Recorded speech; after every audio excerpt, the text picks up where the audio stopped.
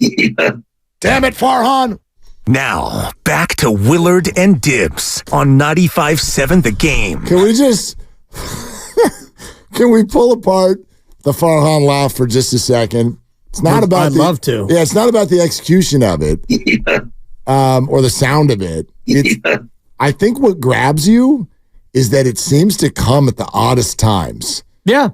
Yeah. It like nothing's funny. Right. And it's actually in the middle of a sentence. It comes mid-sentence. And that's the thing about it. See, the way I translate that, and it is a translation sensation. You know, we're looking at a lot of... I translate. Yeah. I feel like there's a thought in his head but he doesn't say it out loud. And so there's this processing of like, it's an uncomfortable laughter because I'm going to sort of just assume that you know what I'm thinking and I know what you're thinking. As in Susan says, could there be one more move? And he's kind of like, well, Susan, you know that I'm going to sort of tell you that there's probably not one more move because that would be the negotiating thing for me to do right now. Yeah. But hello, we're also clearly being aggressive this offseason, and we just lost a starting pitcher who was a big question mark anyway until halfway through the season. So obviously these conversations are ongoing, but instead of saying all 83 of those words, I'll just give you a yeah. So he laughs, and you're like, what the hell was funny? But in his mind, he had that whole conversation with Susan Slusser. Right. In his mind, and the way I perceive it is, he's telling a lie. And a lie is not, I'm not trying to be dramatic about it because, it's a sports lie. His job is to not tell the truth in that moment. And so that's his tell. And if you go back to all his interviews, usually the mid-sentence chuckle comes when he's telling a half-truth. And it just, instead of, the coach of the 49ers will hit you with ums and stuff. Right. And unless he's had a few. Right. Then he cleans it up. It's all gone. Big time. Everybody has their tick. And right. I have my tick. You have your tick. Dude had 2 drinks. He turned into Barack Obama. It was insane. Absolutely insane. I've never seen a speech so good. Right. Anyway, go ahead. He was measured and he was eloquent and his words were delivered quite well and smoothly. But Farhan, he gets into his spot and he can't help it. Yes. All right, so again, Slusser's like, all right, Matt Chapman, huh? Holding his feet to the fire. But Tristan Beck is hurt, Farhan. And so you're still going to sign a starter, right? Would that rule out adding another sort of big name free agent or no? Yeah, I mean, the easiest thing is to say we can't rule it out. But, again, we don't. It's a little bit like what I talked about on the position player side. We don't have some planned sequence of moves here and, don't feel like anything is imminent there. But we're going to continue to look for ways to improve the team. I've decided there's another aspect to it. He thinks he's already answered that question. So it's like a chuckle of like, oh, okay, just going to keep doing this, right? It's Steve Kerr's version of, so yeah, there's no update on Andrew. Farhan chuckles. Steve gasps.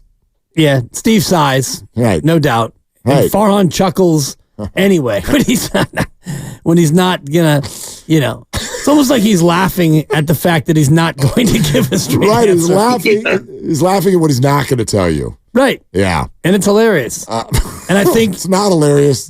This is listening to him and pulling apart his laughter is much funnier than the actual. Thank you. Right. That's way funnier than the actual quote. And the real answer is, Susan, I can't tell you that. And if we can get a top flight starting pitcher, one of the ones that that we're going after, then the offseason's not over. Duh.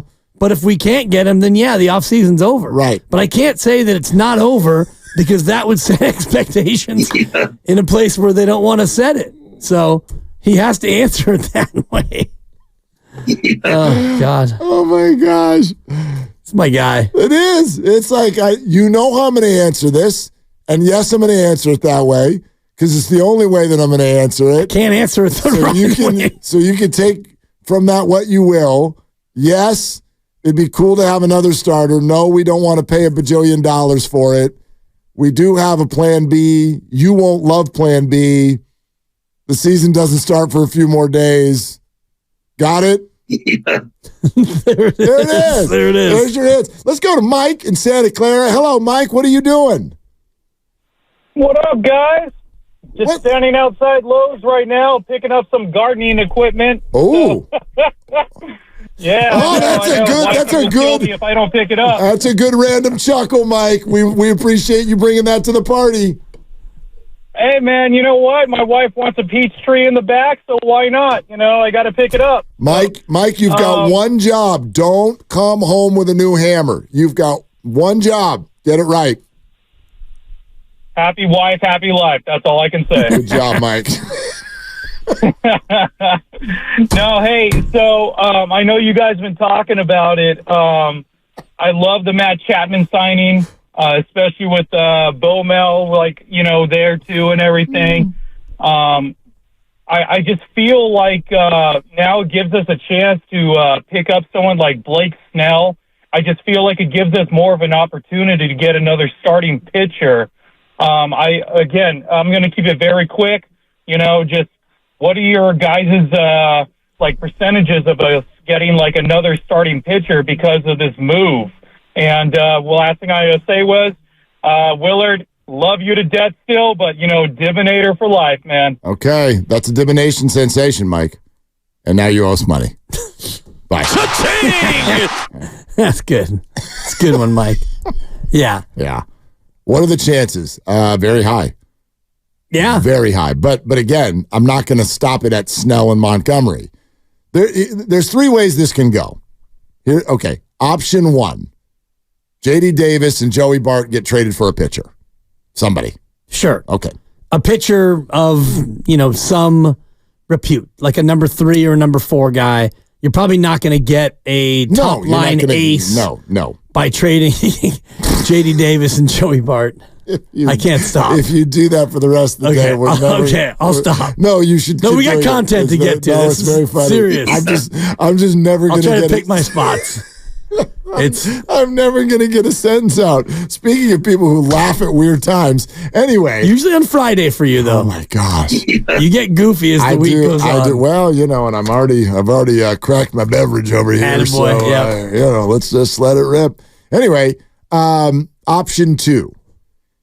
J.D. Davis, Joey Bart, some form, a group gets traded for prospects, and that money that gets cleared helps the Giants go sign Blake Snell or Jordan Montgomery. I do think that Snell is the one, based on what I'm hearing, who is more open to what his other Boris compatriots have done recently, which is take the short-term deal with the high AAV.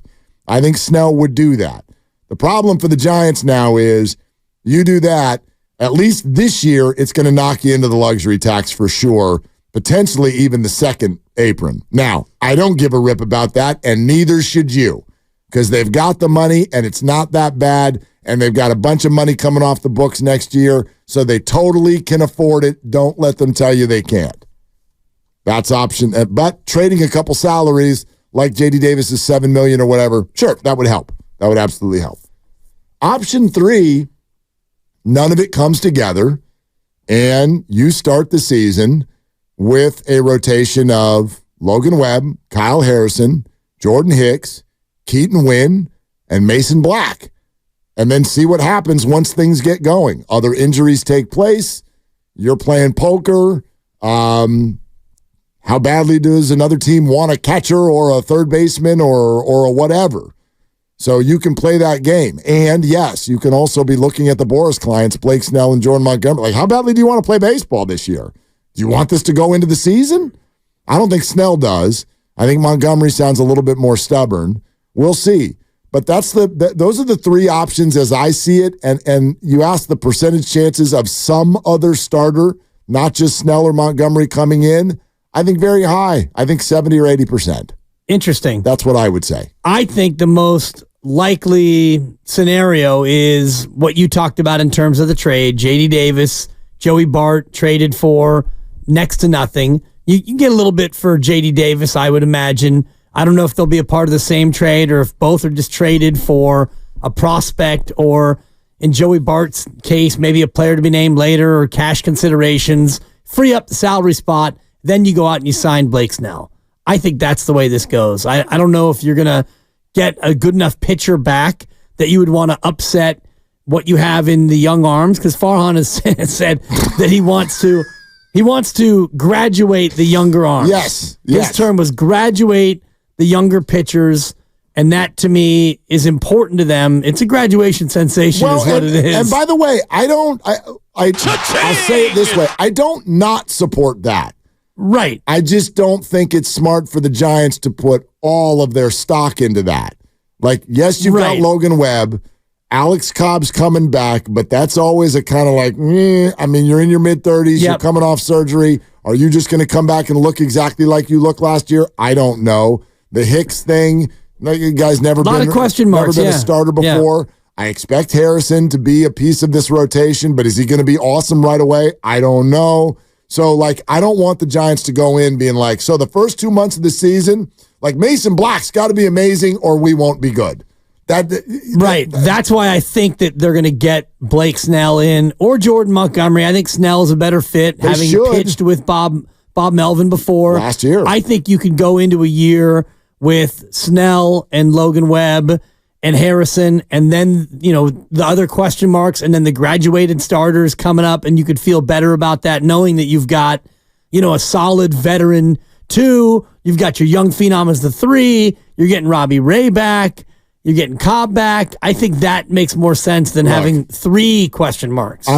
First of all, I'm with you. You're listening to 95.7 The Game, KGMZ FM and HD1 San Francisco, always live on the free Odyssey app. Twitch and YouTube, powered by First NorCal Credit Union. Upgrade your savings dividend. Open a First NorCal first-class money market today. I think the Giants know this. I think that here's why I'm excited about what they've done.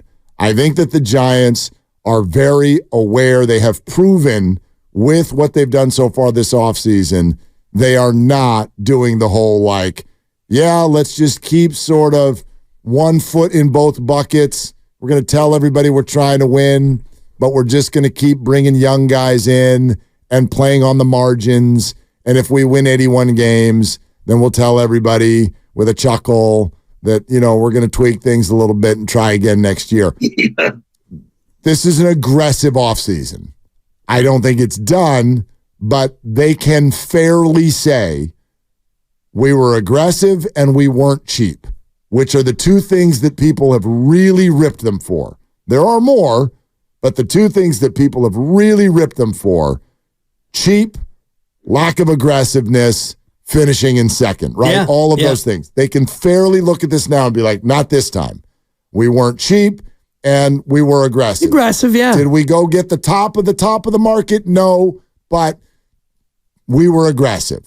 So if you look at the top 20 free agents going in, they have 2 a couple of them. Yeah, they got a couple. And maybe they'll get another one. And they did a creative trade to get a really good pitcher, even though he's hurt at the moment. So I think all of that has been pretty intuitive. I look at every move they've made and go, okay, I can understand what you're thinking. We'll see if it works out. I can understand what you're thinking. But what that proves to me is the Giants are trying to win this year. They're trying to win this year. And if that is your goal, then you can't sell to us you're not going to go get one more starter. Graduating young people, great. Everybody wants homegrown talent. Right. My response to that would be, one more established starter is not going to get in their way. Exactly. Because I know what he's probably thinking in his mind, and they've played this out. Let's get to July. What's going on? Let's say everybody's healthy. You got Logan Webb. You got Alex Cobb. You got Robbie Ray. You've got Kyle Harrison. You've got Jordan Hicks. Let's say all that's working out. Well, okay, now I thought we wanted to get what happens to Keaton Wynn. What happens to Mason Black? What happens when Tristan Beck comes back? And then we're going to go sign another one? Now, what if we've got Blake Snell also? Look, the bottom line is this. Hicks is probably going to end up at least partially as a bullpen arm for part of the year. And here's the other reality. Some of these dudes are going to get hurt.